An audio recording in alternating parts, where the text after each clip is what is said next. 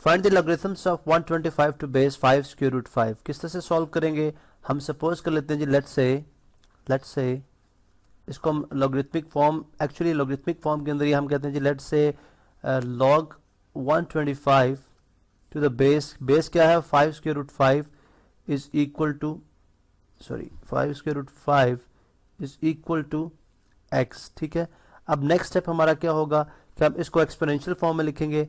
ठीक है, in exponential form के अंदर हमें आइडिया हो जाएगा कि हमारे पास x की क्या वैल्यू हो सकती है। ठीक है, एक्सपोनेंशियल फॉर्म के अंदर किस तरह से लिखेंगे जी, हम लिखेंगे जी 5 स्क्वायर रूट 5 की किस पार्ट के लिए हमारे पास आंसर जो है वो होगा 125। ठीक है, तो हम कहते हैं जी 5 की x पार्ट के लिए हमारे पास आंसर होगा 125। अब नेक्स्ट ये किससे सॉल्व होगा? अब देखें 5 स्क्वायर रूट 5 यानी 5 की पावर 1 और मल्टीप्लाई बाय 5 की पावर स्क्वायर रूट को जगह मैं लिख सकता हूँ 1/2, होल पर कितनी है x इक्वल्स 125। अब आप 1 और प्लस 1 बाई बेसिस सेम हो तो पावर्स ऐड हो जाती हैं। ठीक है, हो जाएगा 5 की power 1 plus 1/2 according to laws of exponents की होल पर x इक्वल्स 125। ठीक है, अब नेक्स्ट किस तरह से सॉल्व करेंगे इसको?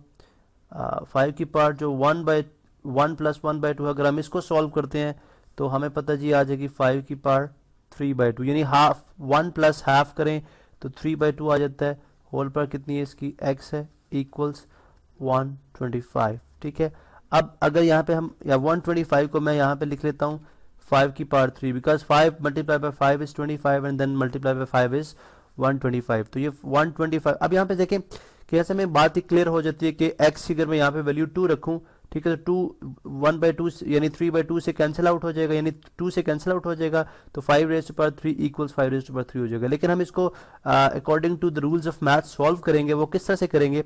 हम इस तरह से कर सकते हैं कि देखें हम यहाँ पे इस तरह लिखेंगे जी कि 5 की पावर हो जाएगी, ये 5 की पावर हो जाएगी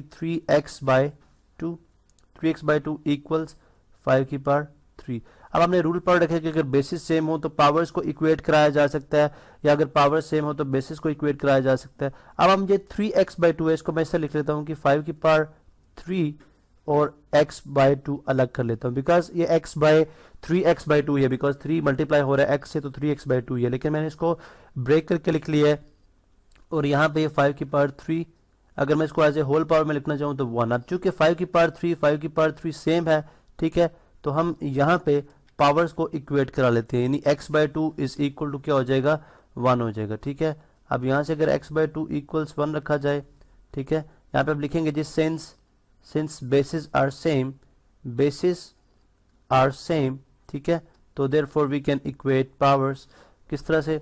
x/2 इक्वल हो जाएगा 1 के, और यहाँ से x किसके इक्वल आ जाएगा 2, इधर डिवाइड हो रहा है, इधर आगे क्या हो जाएगा मल्टीप्लाई, तो 2 × 1 2, x की वैल्यू क्या आ जाएगी 2, जो कि हमने जो एक्सपोनेंशियल फॉर्म को देखते ही हमने बता दी थी कि इसकी वैल्यू 2 होगी, लेकिन हमने मैथमेटिकल स्टेप्स के थ्रू इसको इस तरह से सॉल्व किया।